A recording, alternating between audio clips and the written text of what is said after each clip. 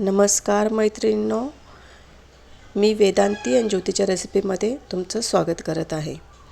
आज आपण भरली वांगी पाहणार आहोत।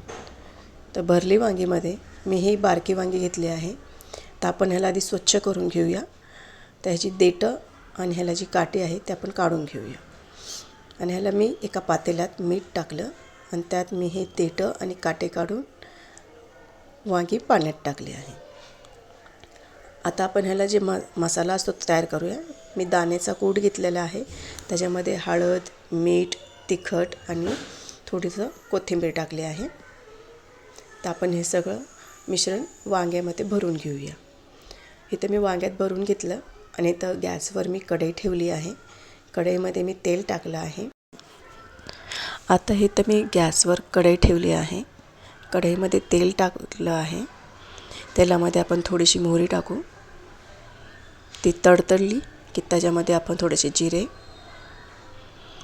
थोडंसं हिंग टाकणार आहोत आणि बारीक चिरलेला कांदा ॲड करणार आहोत।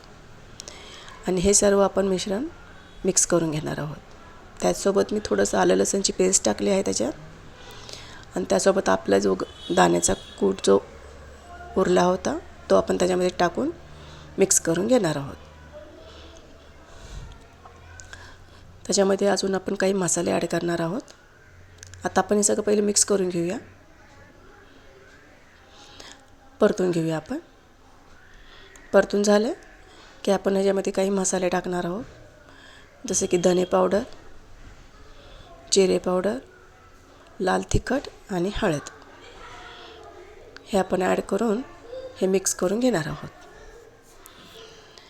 बाजूला मी गरम पाणी पण ठेवलं आहे।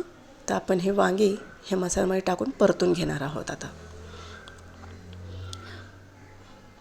परतून झालं की आपण त्याच्यामध्ये वांगे टाकणार आहोत आणि थोडंसं गरम पाणी टाकणार आणि चवीपुरतं मीठ ॲड करून ह्याला झाकून ठेवणार आहोत आपण।